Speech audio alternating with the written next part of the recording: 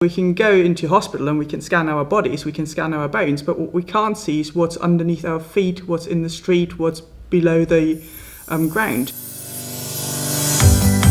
If you don't know where things are exactly in the ground, you can't really drill through it or even dig a trench, because there's always the danger that you're hitting something. But if you hit a high voltage cables, you can injure people. If you hit a gas pipe, you can injure people, and it's all the inconvenience you're causing. You don't know exactly where current pipes and cables are, because actually in the UK, but also other countries, there's quite a legacy. So we've got things in the ground which have been there for 100 years, 200 years. In London, we've got Roman sewers, which we still use, where someone from industry said what we really need is a body scanner for the street. I've been around for 25 years, and I'm proud to say we were one of the first companies doing underground utility mapping in the UK. Before mapping the underworld, I would say it's very insular. Every company was doing what they thought was best. We were very much frustrated by lack of new techniques and equipment coming into the market. As general technology evolved, we've been able to use GPS and total positioning systems to also help with detecting underground utilities. There are limitations, technical limitations with the equipment,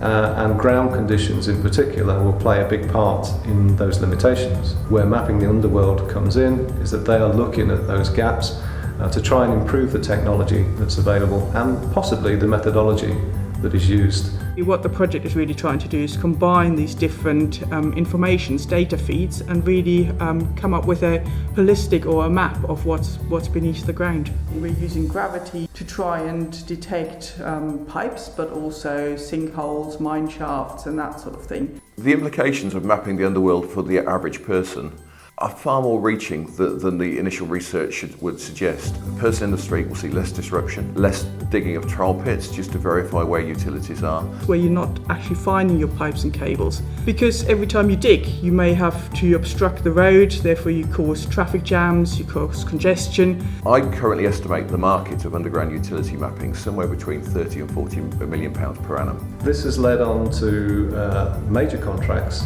including Heathrow and Transport for London. Our company has been given more exposure to the type of clients that we need to attract, and our clients have been educated a lot more by the project from Mapping the Underworld. So I was lucky to obtain some additional funding through the university to literally look at what the impact is. For me, it's very important to have impact acceleration funding. That relationship between academia and business is so important. The difference it made was that it allowed us to engage with stakeholders, but to accelerate this engagement and also to bring in stakeholders we don't normally engage with.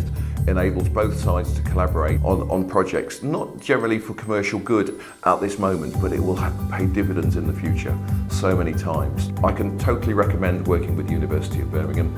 They are excellent partners, they understand what business needs, and they are very easy to get along with. We're doing the final proof of concept testing. But once somebody takes this up and really designs it such that you can use it in the street, the impact will be enormous. What I want to do now is encourage manufacturers in the commercial sector to take up that mantle and really push for this new technology to be made commercially available.